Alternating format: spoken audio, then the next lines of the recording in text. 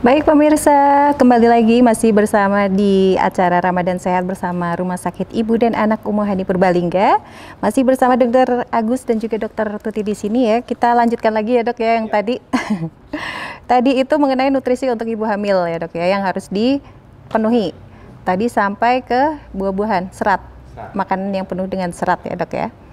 Ya, makan serat itu diantaranya memang sayur, buah-buahan itu ya. Kemudian yang penting lagi adalah kebutuhan cairan harus dipenuhi. Jadi bukan hanya makan saja, tapi cairannya juga harus diperhatikan. Jadi kalau ibu normal itu mungkin 1-2 liter aja, mungkin pada ibu hamil bisa lebih dari itu, bisa sampai 2,5 liter gitu. Jadi harus diatur minumnya itu bukan saja pada saat sudah haus, tapi benar-benar harus diatur kira-kira berapa jam sekali harus minum gitu. Jadi kebutuhan cairan ini akan terpenuhi selama dia berpuasa gitu ya, karena tingkat waktunya akan sangat pendek gitu ya. Selain itu juga yang perlu diperhatikan adalah pada beberapa kasus memang terpaksa seorang wanita itu yang sedang hamil ini terpaksa untuk menunda keinginannya untuk berpuasa. Misalnya apa? Pada kondisi yang hiperemesis berat atau mual muntah yang berat, di mana seorang wanita itu mengalami kesulitan untuk memberikan intake makanan ke dalam tubuhnya, maka mungkin terpaksa pada kondisi tersebut terpaksa dia harus menunda keinginannya untuk berpuasa ya. Apalagi misalnya pada seorang wanita hamil pada trimester awal, trimester 1 ya, hingga 12 minggu ya, morning sickness. Morning sickness berat itu kalau dipaksakan tentu akan berpengaruh kurang bagus pada kesehatan ibunya maupun pada janin yang dikandungnya. Atau justru pada seorang wanita yang sudah sampai tahap trimester 3, tetapi pada saat pemeriksaan didapatkan mungkin perkembangan janinnya tidak sesuai dengan seharusnya, mungkin terlalu kecil atau dihadapkan pada kondisi air ketuban yang sangat kurang. Nah, kondisi-kondisi semacam itu memang terpaksa membuat seorang wanita menunda keinginannya untuk berpuasa, karena kita tahu di Islam juga tidak tidak memberatkan. Artinya manakala ada kondisi yang tidak memungkinkan bisa ditunda di lain waktu setelah melahirkan. Betul, gitu ya Dok ya. Jadi tadi nutrisi-nutrisi yang perlu ibu hamil lakukan ya Dok ya, asupan makanannya gitu ya. Nah, kalau untuk ibu hamil, mungkin nggak cuma ibu hamil aja ya Dok ya, setiap perempuan yang ada di dunia ini pastinya itu nggak cuma ingin sehat saat menjalankan ibadah puasa. Pastinya dia juga ingin tetap tampil cantik. Nah gitu.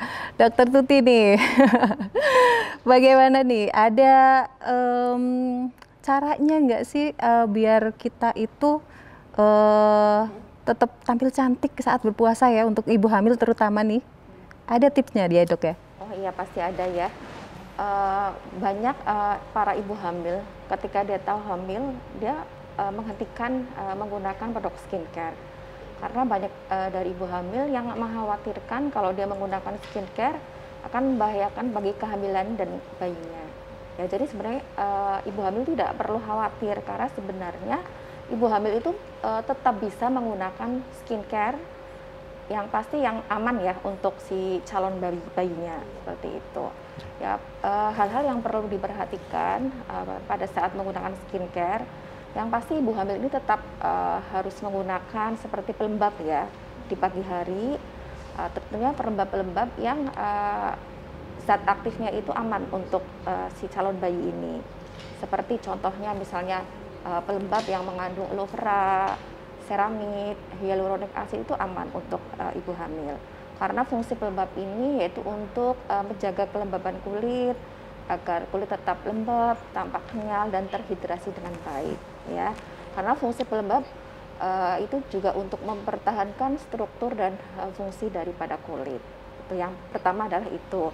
Kemudian yang kedua, ibu hamil pun tetap tetap harus menggunakan sunscreen ya, atau istilahnya tabir surya. Tentunya tabir surya ini yang aman untuk ibu hamil. Contohnya seperti tabir surya yang kandungannya itu zinc oxide, titanium dioxide, atau istilahnya itu physical sunscreen. Itu aman untuk ibu hamil ya. Kemudian untuk krim malam pun ibu hamil tetap perlu ya untuk menjaga kesehatan kulitnya. Misalnya kandungan yang baik, yang aman, yang ada di dalam krim malam itu contohnya misalnya vitamin C, terus alfa hidroksi asid, terus asam kojik itu aman untuk ibu hamil. Jadi untuk ibu hamil itu tidak perlu khawatir menggunakan skincare. Kalau para ibu hamil khawatir terhadap bahan aktif yang ada di dalam kandungan skincare yang ingin dipakai, bisa dikonsulkan dengan dokter yang dipercaya. Jadi walaupun lagi hamil ya dok ya, biasanya kan kalau misalnya wanita hamil itu pokoknya udah stop aja langsung nggak pakai produk-produk skincare gitu ya. Nanti ada apa-apa sama janinnya gitu ya. Jadi sekarang dari keterangan perlu stop ya, yang kalau memang khawatir perlu dikonsultasikan dengan dokter. Iya, yang pastinya tetap harus konsultasi dokter ya, Bu. Ya dok ya. Oke, gini dok, tadi kan kita udah bahas soal resiko ya, resiko bagaimana ibu hamil itu berpuasa. Resikonya kita sudah jelaskan tadi. Lalu ada manfaatnya nggak nih kalau dari puasa untuk ibu hamil sendiri dok?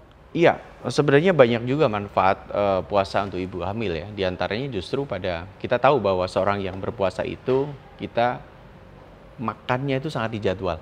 Ya, dijadwal. Jadi buka sahur bahkan ada yang di sela-sela itu mau tidur makan lagi gitu kan. Nah, justru disitulah kadang-kadang seorang yang yang sedang hamil itu justru menguntungkan dari sisi penjadwalan makanan. Maka kadang-kadang justru bisa mengurangi keluhan hiperemesis, keluhan mual muntah yang berlebihan, karena di samping dia makannya terjadwal ya, kemudian nutrisinya harusnya seperti tadi disampaikan sudah cukup, tentu keluhan-keluhan yang berkaitan dengan saluran cerna akan sangat berkurang. Yang kedua, dengan pengaturan jadwal makan yang tertentu tersebut, maka seorang wanita juga bisa mengatur komposisi makannya sehingga gula darah yang dimasukkan juga tertentu gitu, Jadi tidak terlalu berlebihan juga tidak terlalu kekurangan. Jadi itu akan sangat baik gitu ya. Kemudian yang ketiga, dengan pengaturan pola makan yang baik ini diharapkan juga pertumbuhan janinnya juga jauh lebih baik daripada makan yang serabutan gitu. Kadang-kadang trimester awal nggak makan, trimester 2-3 makannya sudah jor-joran gitu. Dengan puasa ini justru bisa dijadwal dengan baik, dengan komposisi yang lebih bagus gitu. Oke dok, baik, kita nanti akan lanjutkan lagi ya dok ya. Pemirsa jangan kemana-mana, tetap bersama kami di Ramadan Sehat. Setelah jeda pariwara berikut ini kita akan kembali lagi.